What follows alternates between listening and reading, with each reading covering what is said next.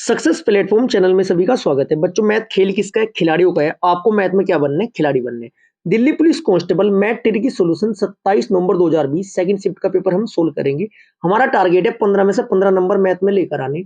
जिन student को math से डर लगता है, कंप्लीट क्लास देखना, आपको मैथ रीजनिंग से भी ज्यादा आसान लगने लगेगा। सिर्फ आपसे जोड़ना, घटाना, गुना करना और भाग करना आना चाहिए। जितने पुराने स्टूडेंट है जिनकी मैथ में बहुत अच्छी पकड़ है, वो कंप्लीट क्लास देखना। लगभग 8 से लेकर 10 कॉन्सेप्ट आपको सीखने को मिलेंगे। हम फॉर्मूले का इस्तेमाल नहीं करने के, एक्स से हम बच के चलेंगे, एक्स का भी इस्तेमाल नहीं करने के। ठीक है, क्लास स्टार्ट कीजिए। कुछ क्वेश्चन ऐसे होंगे जिन्हें आपको 2 बार देखने की आवश्यकता पड़ेगी, क्योंकि 25 सेकंड में 20 सेकंड में क्वेश्चन मैंने खत्म कर रखे हैं, लॉन्ग क्वेश्चन।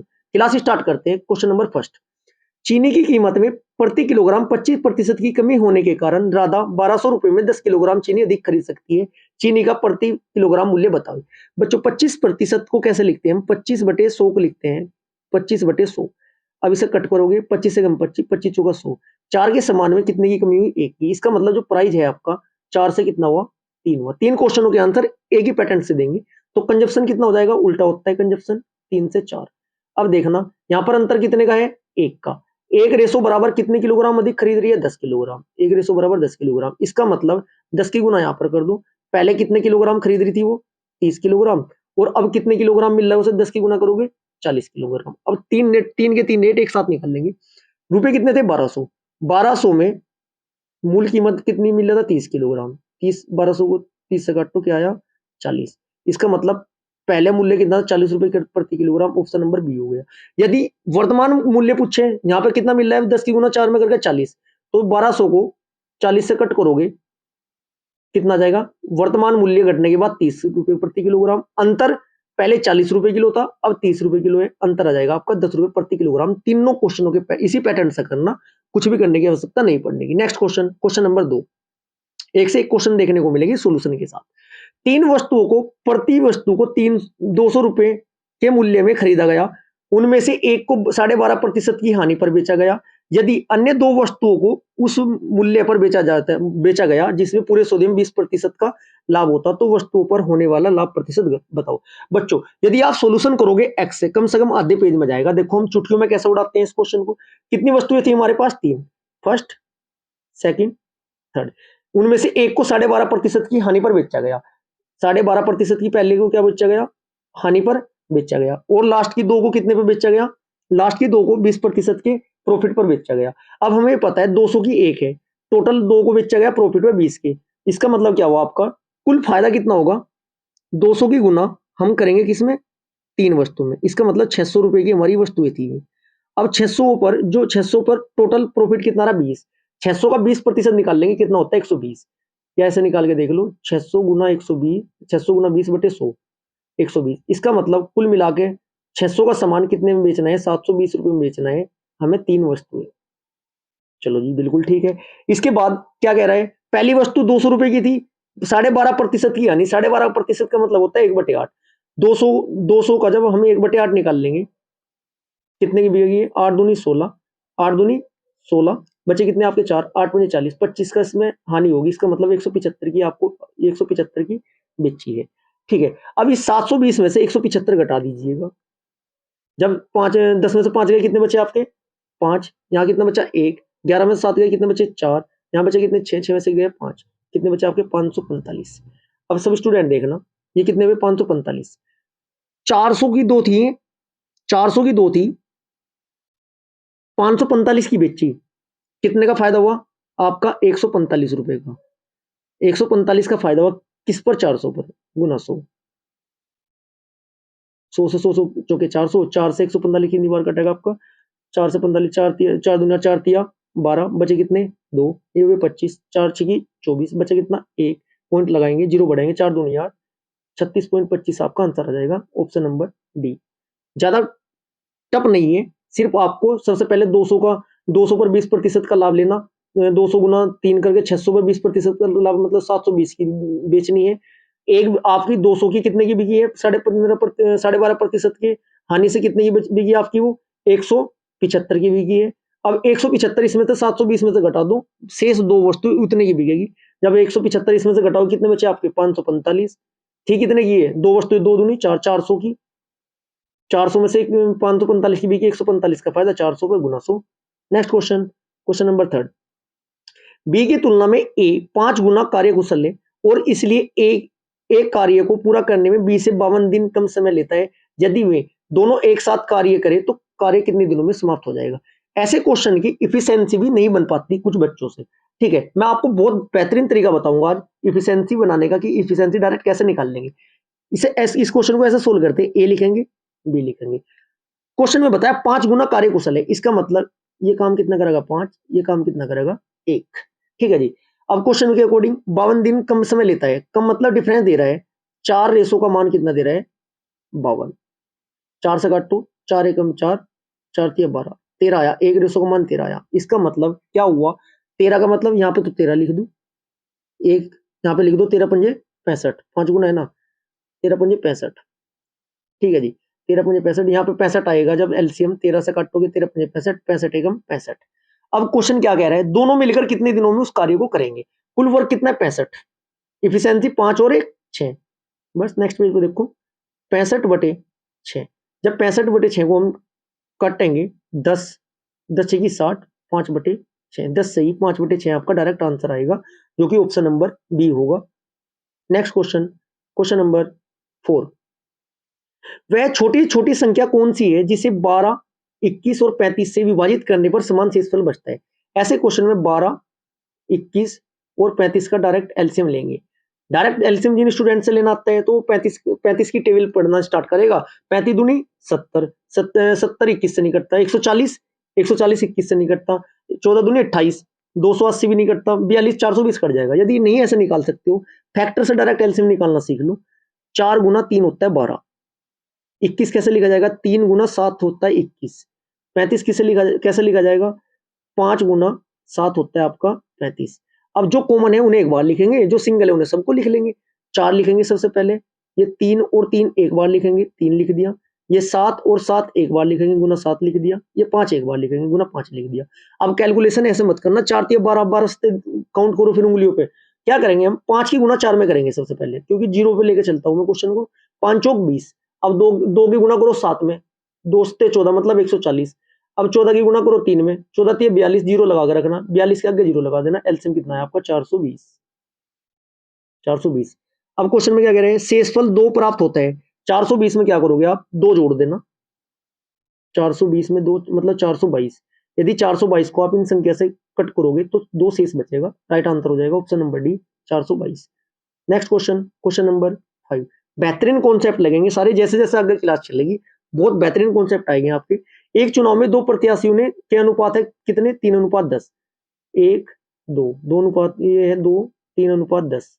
अब क्या कह रहे हैं, यदि सभी वैध मत हैं और यदि विजेता प्रत्याशी को 15 1,56,200 वोट मिलते हैं, 1,56,200 वोट मिले। ये देखो कितने गुना है, 0 से 0 कैंसिल, ये आपका 15,620 गुना है। तो क्या पूछा है, तो कुल मत बताओ, 13 के इसमें गुना कर देना।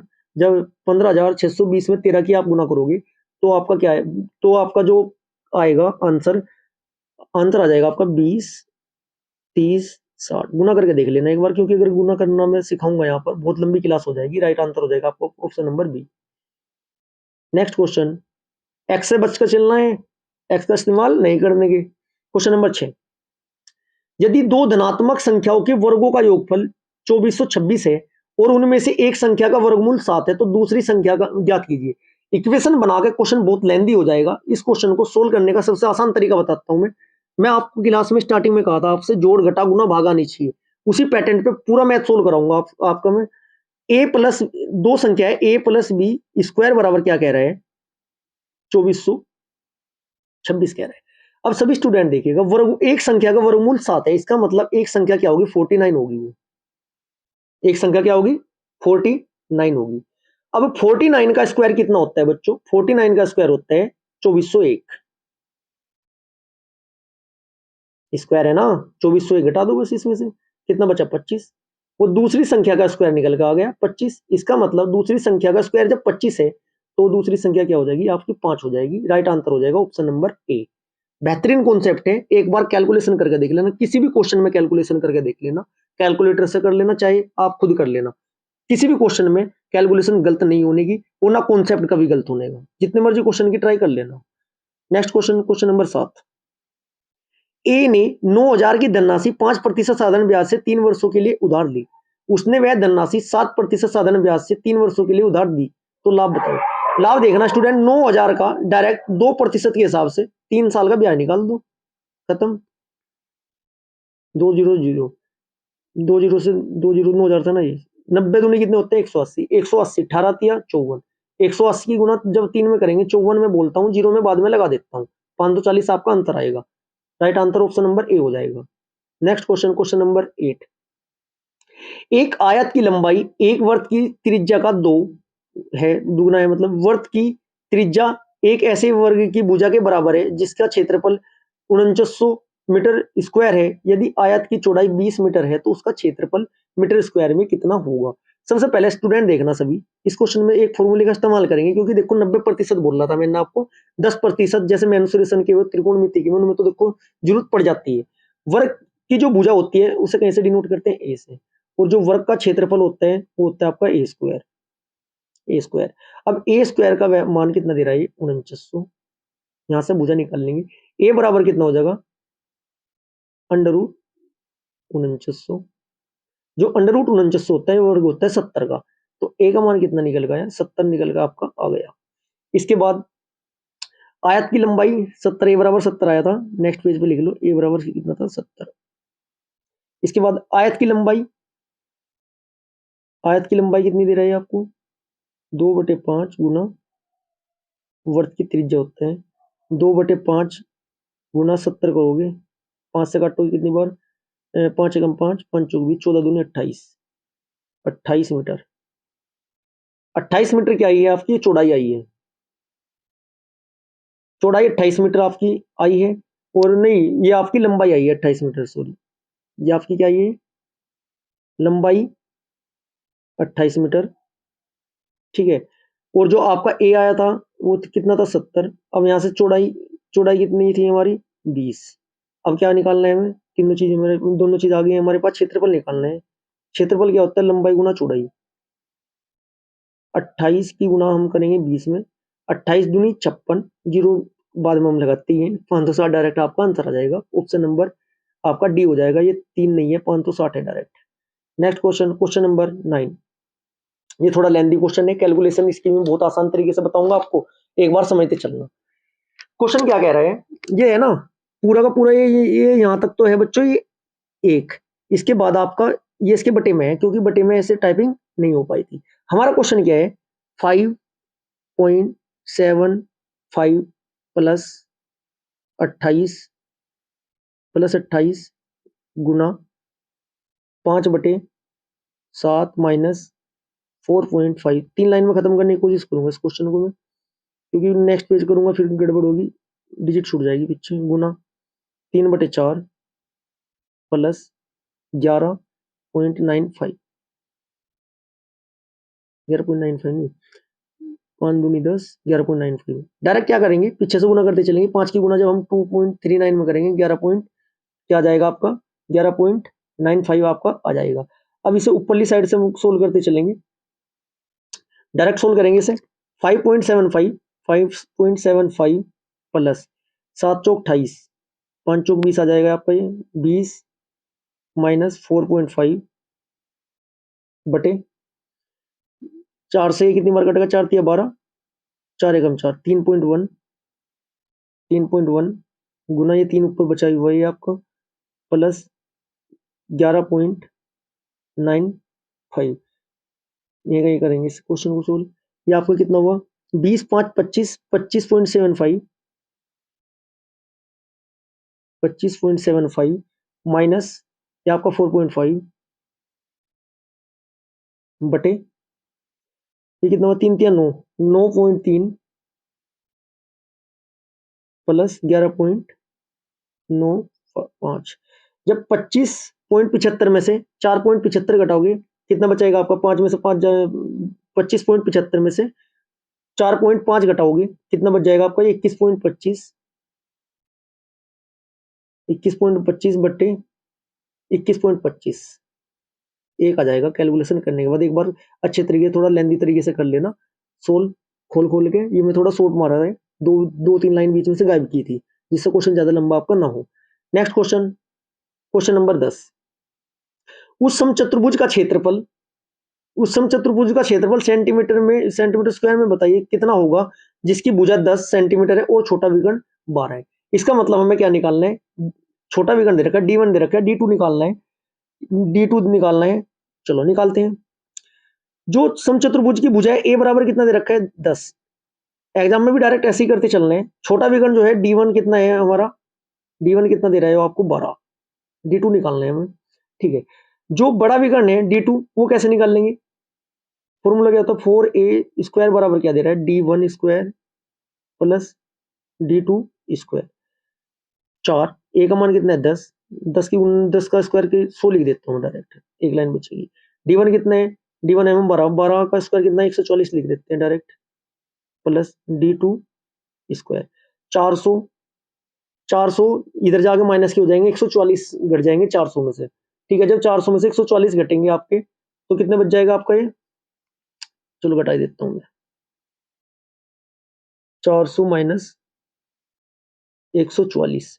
जब 144 हम 400 में से घटाएंगे, ऐसे घटा लो, 10 में 4 गए आपका 6, यहाँ बचे कितने आपके, यहाँ बचे आपके 9, 9 में 4 गए 5, यह आपका कितना आया 3, यहाँ कितना बचा आपका, ये बचा आपका एक इधर चला गया, 3 में से गया 256। जो 256 स्क्वायर होता है किसका होता है 16 का होता है। इसका मतलब D2 का मान हमारा आया कितना 16, D1 हमारा कितना दे रखा था इसने 12। नेक्स्ट स्लाइड में लेते हैं, बस क्षेत्रफल निकालना है बस, 1/2 गुना D1 इंटू D2 1/2 गुना 12 गुना 16, 2 से 2 6 12, 16 6 96, आपका राइट आंसर हो जाएगा option number D. Next question, question number 10।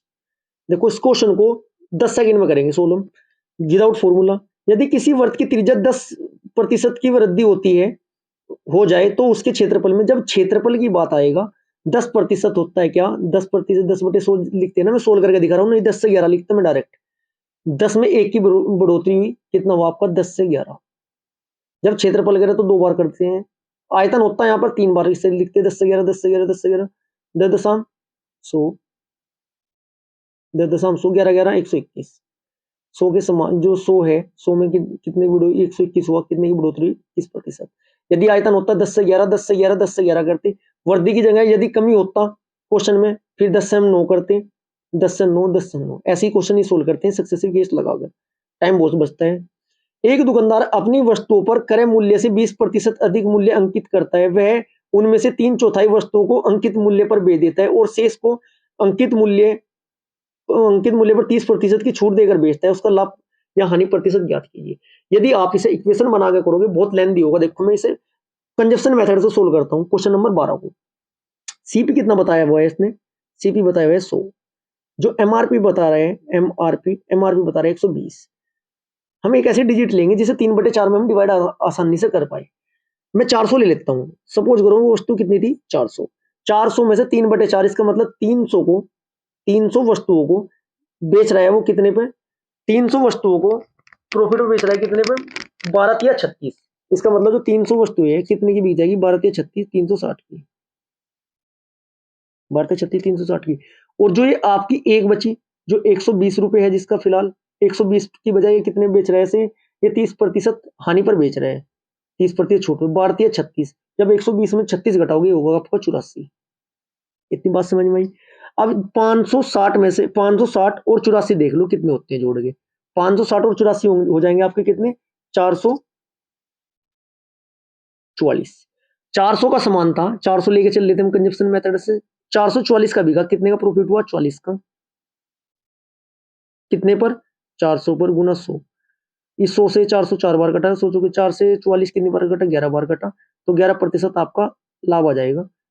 जिन स्टूडेंट को समझ में नहीं आया हो एक बार मैं फास्ट तरीके से बता दूं दोबारा। टोटल 400 वस्तुएं थी मेरे पास, उनमें उनमें से 400 को क्या करा, उसमें 3/4 मतलब 300 को अंकित मूल्य पर बेचा 20% के लाभ से, मतलब 12 के गुना 3 में करो डायरेक्ट, 12 36 360 हुआ। यह आपका एक वस्तु थी, मतलब 25% जो वस्तु थी 12 120 के हिसाब से बेची 30% की, छूट पर बढ़ते 36 घटा दो 120 में 84 हुआ। 360 और 84 कितने होते हैं आपके? 360 84 444 की टोटल बिकी थी कितनी? 400। 44 का फायदा कितने पर? 400 गुना 100, 11% आंसर आ जाएगा। Next question, question number 13। n संख्याओं का औसत 36 है। यदि 75% संख्याओं में से प्रत्येक में 5 की वृद्धि कर दी जाए और शेष संख्याओं में 8 की कमी कर दी जाए तो नया औसत क्या होगा? बच्चों वृद्धि कह रहा है और कमी कह रहा है। देखो n गुना 36 से सोल्व करोगे तब भी वही आंसर आएगा। जैसे मैं करा रहा हूं वैसे अगर कॉन्सेप्ट लगाओगे तब भी वही आएगा। क्या बोल रहे हैं? 75% संख्याओं में से प्रत्येक में 5 की वृद्धि की। जो 75% संख्या में 5 की वृद्धि करो उसमें डायरेक्ट कितना है? 75 की गुना 5 में करोगे 7 5 35 350 5 5 25 25 350 25 कितने होते हैं? 375। चलो अब इधर कितनी बची? 25। मैं 3/4 25 75 इधर आ गया 1/4 25 होगा आपका। 25 में कितने की कमी करी? 8 की। 25 हटे 200 की तो कमी हुई टोटल में और 375 की बढ़ोतरी हुई। अब ये बताओ 375 में जब 200 घटाएंगे हम कितने बचेंगे आपको? 175 बचेंगे। 175 100 पे लेके चल रहा हूं मैं क्वेश्चन को। जब 175 को हम 100 से डिवाइड करेंगे, 175 को 100 से डिवाइड करेंगे 1.75 का क्या होगा? इंक्रीमेंट होगा। और ये बस 36 में जोड़ दो 1.75 कितना हो जाएगा आपका? 37.75। ऐसे ही कॉन्सेप्ट आपको लगाने पड़ेंगे मैथ में यदि खिलाड़ी बनने हैं। जिन स्टूडेंट के समझ में नहीं आया मैं दोबारा बता देता हूँ। ये कहीं टोटल वस्तु मान के चलते हैं 100, n गुना 36 से हम नहीं करते।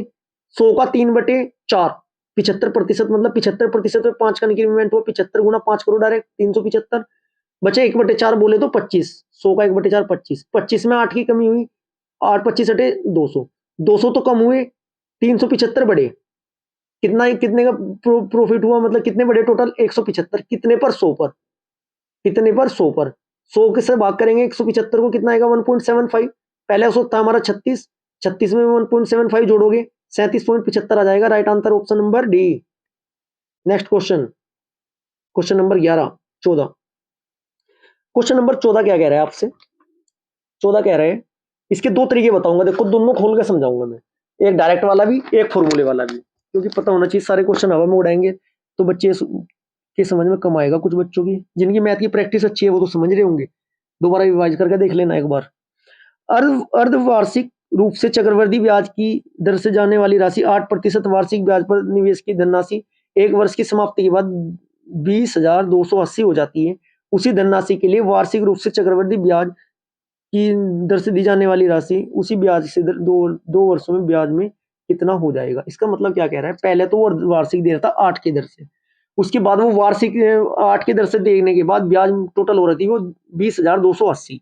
उसके बाद वो कह रहा है उसी धनराशि को आप चक्रवृद्धि ब्याज में वार्षिक दर से दो 2 वर्ष के लिए, तो कितना हो जाएगा? चलो हमें पता है 8% को जब 100 से 108 लिखते हैं हम तो 25 से लेकर 25 से 27 लिखते हैं काटने के बाद। 100 को 25 100 को 4 से काटेंगे 25, 108 को 4 से काटेंगे 27। 2 साल की बात हुई है। 25 दो बार लिख देंगे 25 25 625 25 गुना 25 और 27 गुना 27 729। अब जो ये अमाउंट दे रहा है 20,280 बहुत बेहतरीन कॉन्सेप्ट है ये। 729 बराबर 20,200 आपका 80 है। अब यही कहीं इस कैलकुलेशन को हम सोल्व नहीं करते छोड़ देंगे। अब मैं चल रहा हूं डायरेक्ट जो पूछना चाह रहे हैं क्वेश्चन।